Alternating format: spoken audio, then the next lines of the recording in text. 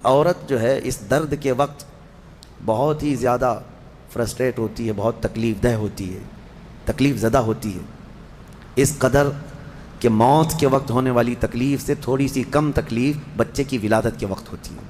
ایک عورت کو یہ آسان چیز نہیں ہے، اس کی تقریباً 40 کے قریب ہڈیوں سے تو روح نکل چکی ہوتی ہے عورت کے جسم سے جب بچے کی ولادت کا وقت قریب آتا ہے، اور وہ موت کے منہ میں جا کر کے واپس آنا یہ معمولی بات نہیں۔ اسی لیے اللہ تعالیٰ نے قرآن میں اس کا ذکر فرمایا، جب حضرت بی بی مریم کچھ جوان ہوئیں تو ایسا ہوا کہ اللہ کریم کے حکم سے جبرائیل امین علیہ السلام آئے اور آ کر کے ان سے کہا کہ میں تمہیں ایک بیٹا دینے کے لیے آیا ہوں۔ تو حضرت بی بی مریم گھبرائیں، کہا انی اعوذ بالرحمن منک ان کنت تقیا، اگر تو نیک آدمی ہے تو دور ہو جا، میں اللہ کی پناہ مانگتی ہوں تجھ سے، مجھے آج تک کوئی مرد نے چھوا تک نہیں ہے۔ تو پھر حضرت جبرائیل نے کہا انما انا رسول ربک لاہب لک غلاما زکیا، میں تو تیرے رب کا فرشتہ ہوں، تیرے رب کا قاصد ہوں، بھیجا ہوا ہوں، اور تجھے ایک بیٹا دینے کے لیے آیا ہوں۔ بی بی مریم نے پوچھا، قالت انا یکون لی غلام ولم یمسسنی بشر ولم اک بغیا، مجھے بیٹا کیسے ہو سکتا ہے، مجھے آج تک کسی مرد نے چھوا نہیں اور نہ ہی میں بدکار عورت ہوں، مجھے کیسے بیٹا ہوگا؟ قال کذالک، جبرائیل امین نے کہا ایسے ہی اللہ چاہتا ہے۔ هو علی ہین، قال ربک هو علی ہین وقد خلقتک من قبل ولم تک هو علی ہین ولنجعلہ آیۃ للناس، تیرا رب یہ فرما رہا ہے کہ یہ کام اس کے لیے بڑا آسان ہے، رب تعالیٰ کے لیے بڑا آسان ہے، اور تجھے بغیر کسی شوہر کے ٹچ کیے چھوئے ایک بیٹا دے گا اللہ تعالیٰ، تاکہ اس بیٹے کو اللہ اپنی نشانی بنا دے اور اپنی طرف سے اس کو رحمت بنائے، اور اللہ کا یہ فیصلہ ہے۔ یہ بات چیت ہو رہی کس کے درمیان؟ حضرت بی بی مریم اور حضرت جبرائیل علیہ السلام۔ جبرائیل علیہ السلام اللہ کے فرشتے ہیں، فرشتوں کے اندر یہ بات پہلے سے آپ کو یاد رہے، نہ وہ فرشتے مرد ہیں نہ عورت ہیں، نہ ان کے اندر انسانی فطرت کے تقاضے جو ہوتے ہیں، شہوتیں، وہ بالکل نہیں ہوتی۔ فرشتہ گناہ کرنا تو دور کی بات، گناہ کے متعلق سوچ بھی نہیں سکتا، اللہ نے وہ چیز ہی فرشتے کے اندر نہیں رکھی۔ فرشتوں کے اندر شہوت کا مادہ ہے ہی نہیں، خواہشات نفسانیہ بالکل نہیں، نفس ان کے اندر نہیں ہے۔ جبرائیل امین علیہ السلام جب ان کا اور حضرت بی بی مریم کا جو یہ کنورسیشن ہے، اس کو قرآن پاک میں بیان فرمایا رب تعالیٰ نے۔ اب اس کے بعد اچانک ہوا یہ، فَحَمَلَتْهُ فَانْتَبَذَتْ بِهِ مَكَانًا قَصِيًّا، اچانک بی بی مریم حضرت جبرائیل امین کے پھونک مارنے سے حاملہ ہو گئی۔ صرف انہوں نے پھونک مارا، کون؟ جبرائیل امین علیہ السلام، پھونک مارا تو وہ حضرت بی بی مریم کیا ہوئیں؟ حاملہ ہو گئی۔ اور جیسی وہ حاملہ ہوئیں تو ان کو خوف ہوا کہ اب قوم کیا کہے گی، تو وہ ایک آبادی سے بہت دور چلی گئیں جہاں کوئی نہ دیکھتا ہو، اور وہ ایک گھنی باغیچے کے جو کھجوروں کے درخت وہاں پر تھے، اس باغیچے میں چلی گئیں۔ یہ ایسا نہیں ہے کہ یہ حمل 9 مہینے کا تھا، بلکہ یوں حمل ہوا اور پھر بچے کی ولادت بھی، زیادہ دن تک کا یہ عمل نہیں تھا۔ بہرحال جب حضرت بی بی مریم بچے کی ولادت کے آثار نظر آنے لگ گئے، قریب ایک باغیچے میں گئیں، وہاں کا تذکرہ بھی رب تعالیٰ فرماتا ہے، فَأَجَاءَهَا الْمَخَاضُ إِلَى جِذْعِ النَّخْلَةِ، ایک کھجور کے درخت کی جڑ کو پکڑ کر کے وہ بیٹھی رہیں، اور پھر اس کے نیچے سے وہاں سے آواز دینے لگی اپنے رب کو کہ مولا میری حفاظت فرما۔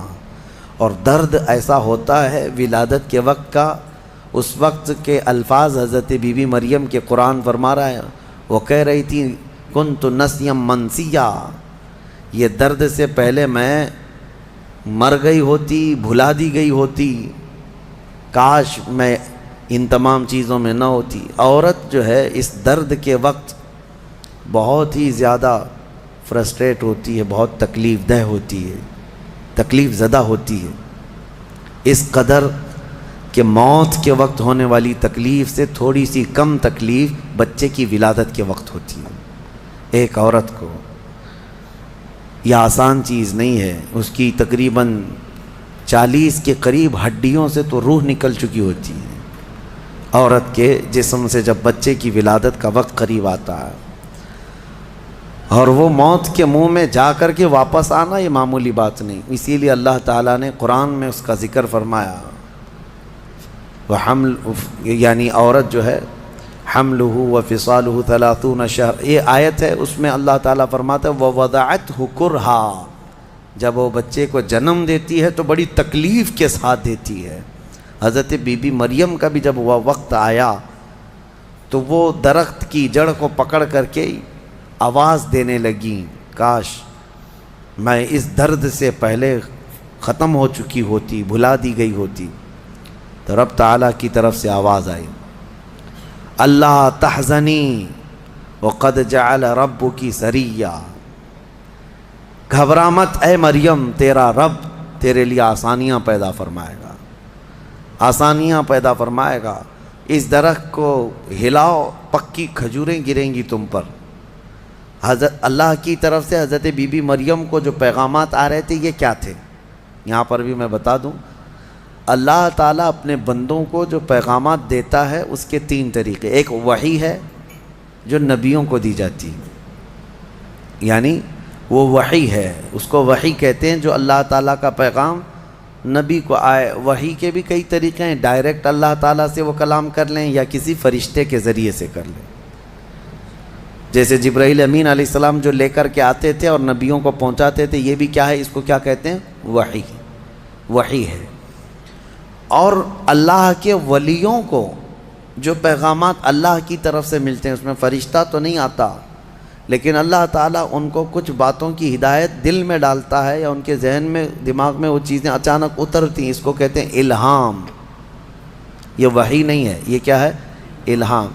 اور عام مومنین کے دلوں میں بھی اللہ ہدایت ڈالتا ہے، آپ کو خود بھی کچھ چیزیں سمجھ میں آ جاتی ہیں، یہ صحیح ہے، یہ غلط ہے، یہ اللہ کی طرف سے دی ہوئی ہدایت ہے، اس کو القاء کہتے ہیں۔ ہے اللہ کی دی ہوئی ہدایت، لیکن اگر وہ نبی کو ہو تو وحی ہے، ولی کو ہو تو الہام ہے، عام مومنین کو ہو تو القاء ہے۔ اور کچھ کافروں کو بھی ہوتی ہے، کافروں کو جو چیزیں معلوم ہوتی ہیں اس کو استدراج کہتے ہیں، یعنی وہ بھی کچھ چیزیں معلوم کر لیتا ہے۔ بہرحال یہ ایک الگ بحث ہے۔ حضرت بی بی مریم کو یہ الہام اللہ کی طرف سے تھا۔ اللہ تبارک و تعالیٰ نے ان کو فرمایا کہ درخت کی یہ جڑ کو ہلاؤ، پکی کھجوریں گریں گی۔ کھجوریں گریں تو اللہ کا حکم ہوا فکلی وشربی وقری عینا، کھاؤ پیو اور اپنی آنکھیں ٹھنڈی کرو۔ درد زہ اس کو کہتے ہیں، بچے کی ولادت کے وقت ہونے والا درد۔ قرآن کے اعتبار سے اس درد کے وقت عورت کو کھجور کھانا چاہیے، کھجور سے افاقہ ہوگا، کیونکہ قرآن میں اللہ نے بی بی مریم کو یہ عطا فرمایا۔ وہ کھجوریں کھائیں اور اس کے بعد اب جو حکم تھا اللہ کا وہ کیا تھا؟ فَإِمَّا تَرَيِنَّ مِنَ الْبَشَرِ أَحَدًا فَقُولِي إِنِّي نَذَرْتُ لِلرَّحْمَنِ صَوْمًا، اگر کوئی آدمی تجھے نظر آ گیا بچہ ہونے کے بعد، بچے کو دیکھ کر کے کوئی بھی اگر تم کو نظر آیا تو بات مت کرنا کسی سے۔ اس وقت چپ کا روزہ ہوتا تھا، یعنی خاموشی کا روزہ، ہماری شریعت میں نہیں ہے، لیکن پہلے کی شریعت میں چپ رہنے کا روزہ بھی ہوتا تھا، یعنی وہ جو ٹائم ہے اتنے ٹائم تک کسی سے بات نہیں کریں، یہ ہونا چاہیے، لیکن ہماری شریعت میں نہیں ہے۔ کاش یہ روزہ عورتوں پر ہو جاتا، بہت سارے لوگ محفوظ ہو جاتے ہیں۔ خیر، حضرت بی بی مریم کو کہا گیا کہ چپ کا روزہ رکھنا، اور کوئی بھی اگر بات کرے تو اشارہ کرنا اپنے بیٹے کی طرف کہ اس سے بات کرو، میں آج چپ کا روزہ ہوں، یعنی وہ اشارہ لوگ سمجھ جاتے تھے کہ روزہ ہے۔ تو حضرت بی بی مریم وہاں جب پہنچی تو درد زہ کے بعد حضرت عیسیٰ علیہ السلام پیدا ہو گئے۔ وہ ایک پتھر پر جلوہ بار ہوئے ہیں، اور جیسے ہی پیدا ہوئے حضرت عیسیٰ علیہ السلام وہ پاک صاف تھے، کوئی دایا نہیں، کوئی نرس نہیں، کوئی نرسنگ ہوم نہیں. یہ اللہ تعالیٰ کی قدرت تھی. ایک صحیح سلامت بیٹا، اور وہ بھی اللہ کی نشانی بنانی تھی بغیر باپ کے. حضرت عیسیٰ علیہ السلام پیدا ہوئے اور حضرت بی بی مریم اپنے بیٹے کو اٹھائیں اور لے کر کے چل پڑیں ایک ہی دن میں، جس کو کہتے ہیں زچہ عورت، یعنی جس کا بچہ ہوا ہوتا ہے وہ عورت کمزور ہو جاتی ہے. لیکن حضرت بی بی مریم اپنے بیٹے کو اٹھائیں اور چل پڑیں. جیسے ہی وہ بستی کی طرف آنے لگی، ان کی گود میں بچہ تھا. لوگوں کی نظر پڑ گئی، کوئی ادھر ادھر چیمی گوئیاں شروع ہو گئیں، باتیں کانا پوسی. لوگ جمع ہوئے اور پوچھنے لگے، یا اخت ہارون ما کان ابوک امرأ سوء وما کانت امک بغیہ. اے مریم، تو بڑی پاک خاتون ہے. اخت ہارون کہا جاتا تھا پاک عورت کو. تو بالکل ہارون کی بہن کی طرح ہے. تو نے یہ کیسے کر لیا؟ نہ تیرا باپ بدماش تھا، نہ تیری ماں بری تھی، یہ کہاں سے آ گیا تیرے اندر بچہ؟ فاشارت الیہ، بی بی مریم نے اپنے بیٹے کی طرف اشارہ کیا، اس سے بات کرو، میں آج چپ کا روزہ ہوں. لوگوں نے کہا، قالوا کیف نکلم من کان فی المہد صبیا، ہم اس سے کیسے بات کریں جو گود میں بیٹھا ہوا ہے؟ گود کے بچے سے بات کریں گے؟ تو اشارہ اس طرف کر رہی ہے. تو لوگ ابھی یہ بات چیت کر ہی رہے تھے، گود میں سے ہی حضرت عیسیٰ علیہ السلام بول پڑے.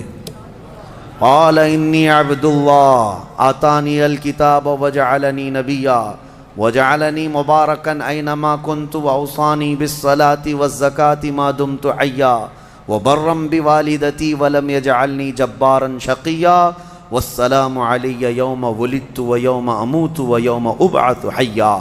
یہاں تک کا کلمہ عیسیٰ علیہ السلام نے گود میں ہی کیا. کیا کہتے ہیں؟ اے لوگوں، میں اللہ کا بندہ ہوں، انی عبداللہ، میں اللہ کا بندہ ہوں، اور اس نے مجھے نبی بنا کر بھیجا ہے. حضرت عیسیٰ علیہ السلام کو گود میں ہی نبوت ملی ہے، گود میں نبوت ملی ہے. اس نے مجھے نبی بنا کر بھیجا ہے. صرف نبی نہیں، وجعلنی مبارکہ، اور مجھے برکت والا بنا کر بھیجا ہے. اور پھر مجھے اللہ نے یہ حکم دیا ہے میں جہاں کہیں پر بھی رہوں نماز قائم کروں، زکوٰۃ دیتا رہوں. جب تک میں زندہ رہوں نماز قائم کرتا رہوں اور زکوٰۃ دیتا رہوں، ان کی امت کی اور ان کی شریعت کی جو نماز رہی. اور پھر اللہ نے مجھے حکم دیا ہے کہ میں میری ماں کا فرما بردار رہوں اور اس کا نافرمان نہ رہوں. اور پھر آخری والا جملہ تو بہت امپورٹنٹ ہے ہم سنیوں کے لیے، جو عیسیٰ علیہ السلام نے کیا. عیسیٰ علیہ السلام کی ولادت کا دن، جیسے کہ آج پوری دنیا میں کرسچن بھی مناتے ہیں 25 دسمبر کو، کرسمس جو مناتے ہیں، الگ الگ روایتیں واللہ عالم جو بھی ان کی پیدائش کا دن رہا. لیکن عیسیٰ علیہ السلام کا یہ جملہ بڑا امپورٹنٹ ہے. آخر میں اپنی گود میں انہوں نے کیا کہا؟ والسلام علی یوم ولدت ویوم اموت ویوم ابعث حیا.